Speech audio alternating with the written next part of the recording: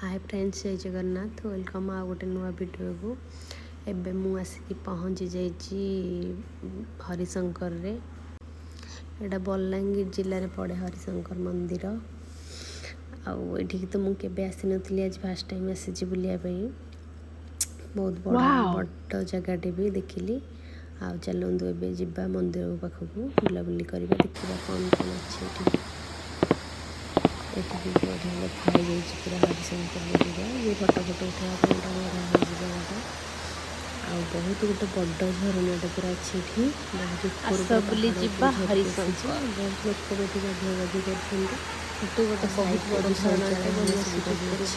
चलो देखिए मंदिर दर्शन कर। प्रभु दर्शन हो गला। ये होती हरिशंकर। बहुत सुंदर लगला जगटा। पूरा घंच जंगल मझिरे जगटा पूरा सबुआड़े खाली जंगल झरणा। बहुत बड़ झरनाटे एखाने बही मंदिर को लगी पूरा पहाड़ को आसी झरनाटा पूरा मंदिर शेष साइड साइड पूरा जाइए। बहुत बड़ भी अच्छी स्पेस पूरा सब फटो उठाया। बहुत शांति लगे दर्शन कर। आम आसिक पहुँच जाइए नृसिंहनाथ मंदिर रे। आईटा भी से बलांगीर अच्छी नृसिंहनाथ मंदिर। आईटा भी बहुत पुरातन मंदिर। ये मझे गोटे बहुत बड़ हनुमान स्टाच्यू भी अच्छी। आम चलू ऊपर को दर्शन करने बाबा। यहाँ तो पार्क भंगा पटे फटो उठाई। बहुत सुंदर लगला जगह।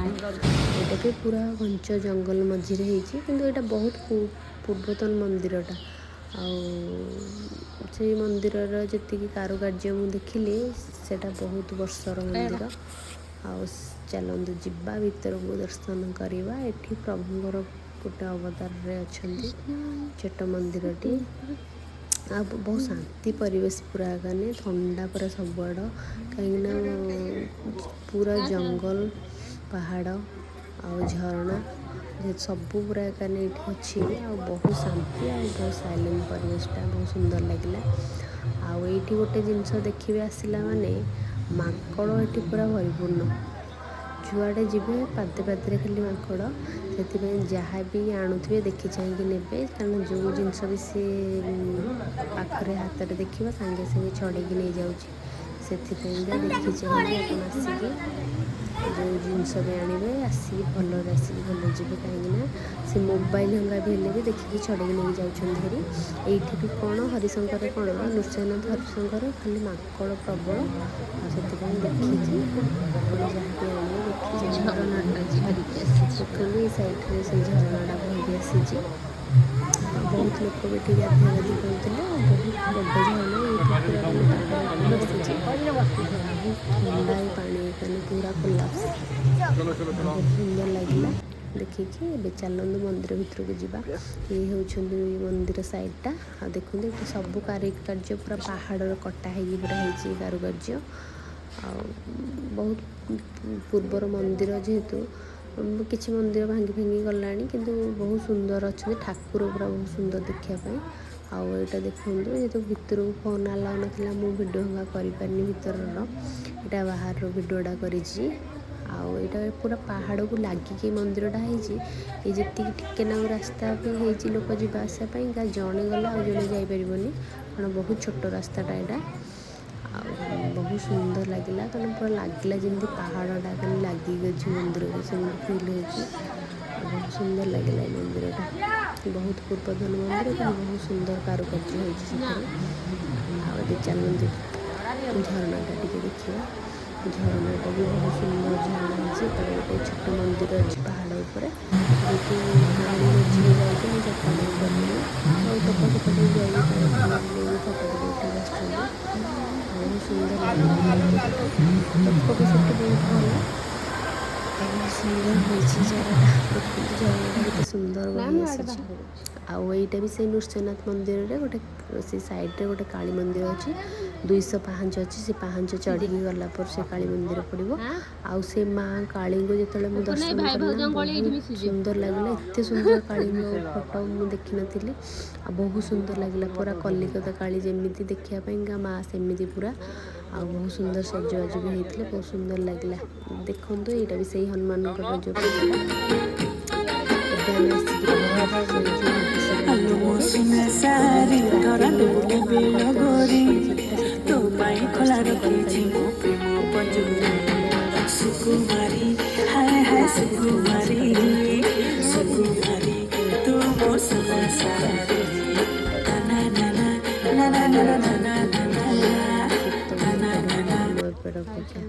ଏବେ ସକାଳୁ ଆମେ ଫ୍ରେଶ୍ ସଙ୍ଗା ହେଇଗଲୁ।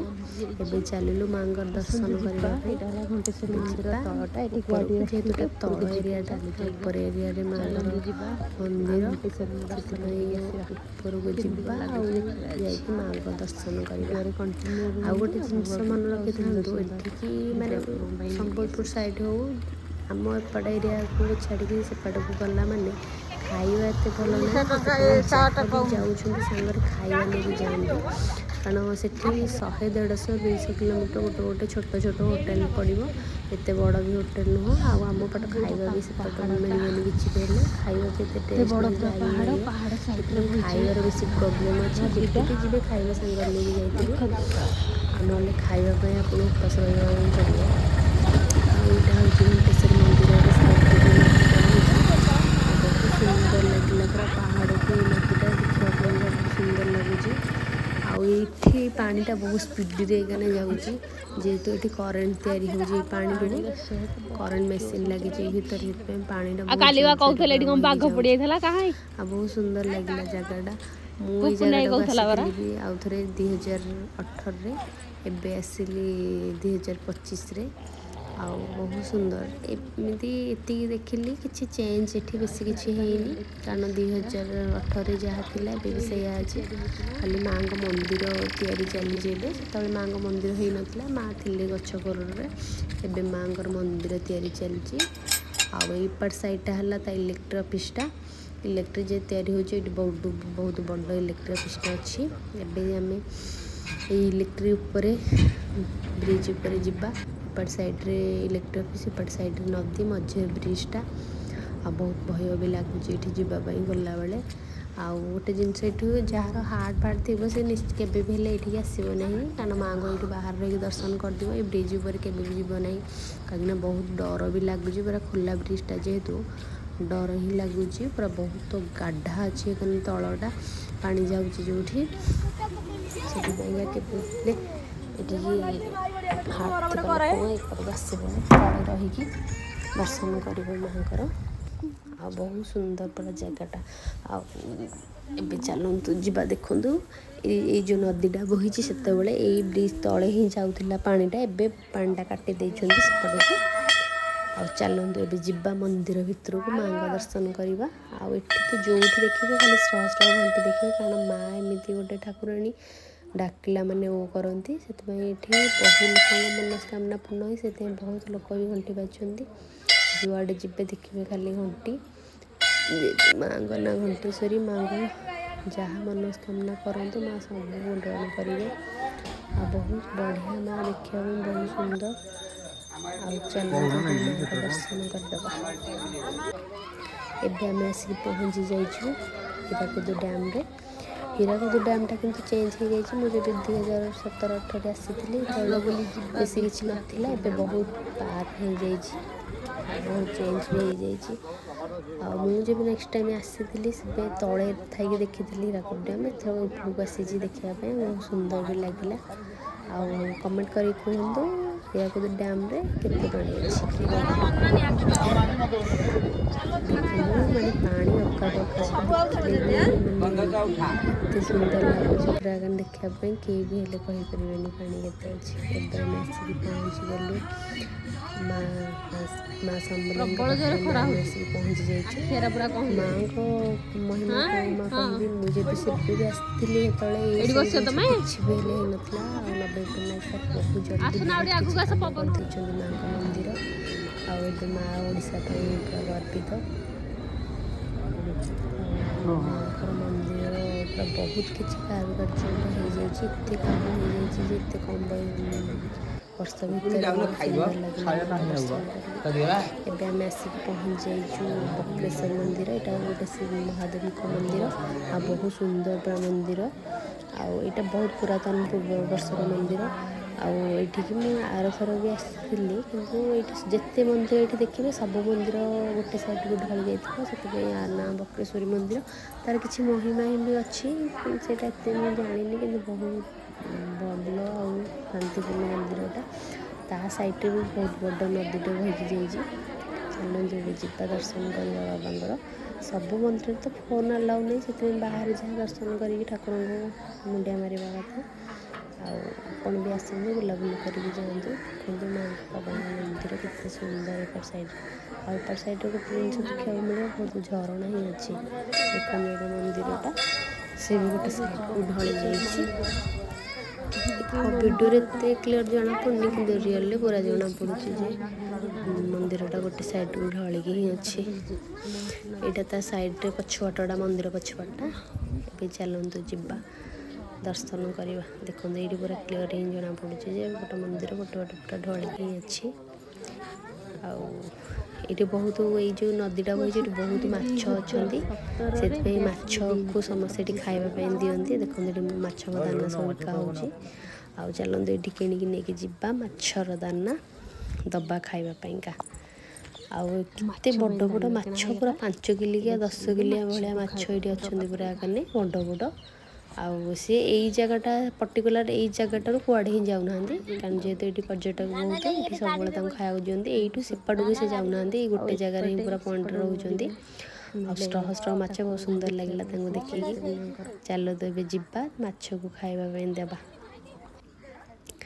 ଦେଖନ୍ତୁ ମୁଁ ଏଠି ମାଛକୁ ଖାଇବା ପାଇଁ ଦେଉଛି। କେତେ ମାଛ ଜଣାପଡ଼ୁନି ଭିଡ଼ିଓରେ ବାହାରକୁ, କିନ୍ତୁ ଭିତରେ ବହୁତ ବଡ଼ ବଡ଼ ମାଛ ପୁରା ରିଅଲ୍ରେ ଦେଖାହେଉଛନ୍ତି ଅଛନ୍ତି।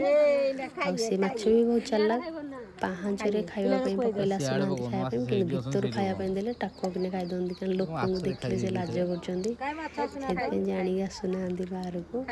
ଆଉ ଭିତରେ ରହିକି ପୁରା ଖାଉଛନ୍ତି, ଆଉ ଖାଇକି ପୁରା ବହୁତ ବଡ଼ ବଡ଼ ବି ହେଇଗଲେଣି। ମୁଁ ଦେଖିଲି କେତେ ବଡ଼ ବଡ଼ ମାଛ ଏମାନେ। ଏବେ ଚାଲନ୍ତୁ ସେପଟେ ଗୋଟେ ଡଙ୍ଗାରେ ଯିବେ, ସେପଟକୁ ଆରପଟକୁ। ସେପଟେ ଅଛି ମା କାଳୀଙ୍କର ଗୋଟେ ଅବତାର, ସେଠି କିଛି ଗୋଟେ ମହିମା ଅଛି ଯେ ଗୋଟେ ଲୋକ ମାଛ କାଟୁ କାଟୁକା ଷ୍ଟାଚୁ ପାଲଟି ଯାଇଛି। ମାଙ୍କ ବାବାଙ୍କର ଯେହେତୁ ଏଇଟା ମହାଦେବ ମନ୍ଦିର, ସେ ଆସିକି ସେଠି ବସିକି ମାଛ କାଟୁଥିଲା, ସେଥିପାଇଁ ତାଙ୍କ ପ୍ରଭୁଙ୍କର ଅଭିଶାପରୁ ସେ ଷ୍ଟାଚୁ ହେଇଯାଇଛି। ସେଇ ସବୁ ଦୃଶ୍ୟ ଦେଖିବା ସେପଟକୁ। ସେଠୁ ନୌକାରେ ବସିକି ଏପଟକୁ ଆସିବେ, ଆସିଲା ପରେ ଏଇ ମନ୍ଦିରଟା ପଡ଼ିବ ଏପଟ ସାଇଡ଼୍ରେ। ଚାଲନ୍ତୁ ଏବେ ମନ୍ଦିର ଉପରକୁ ଯିବା। ଏଠି ଏଇ ଷ୍ଟାଚୁଟା ହେଉଛନ୍ତି, କାରଣ ଏଇଟାକୁ ଦେଖିବା ପାଇଁ ବହୁତ ଲୋକ ସେପଟ ପାଇଁ ଆସନ୍ତି। ଆଉ ଏଇଟା ସେ କାଳୀଙ୍କର, ଶିବଙ୍କ ଉପରେ ଠିଆ ହେଇଛନ୍ତି କାଳୀ। ଏଇଟା ତା ପରିବେଶଟା ପୁରା ବହୁତ ସୁନ୍ଦର ଲାଗେ, ସାଇଲେଣ୍ଟ ପୁରାଗାନ ପରିବେଶଟା। ଏବେ ଦେଖନ୍ତୁ ଏଇଟା ହେଉଛି କାଳୀଙ୍କ ମନ୍ଦିର।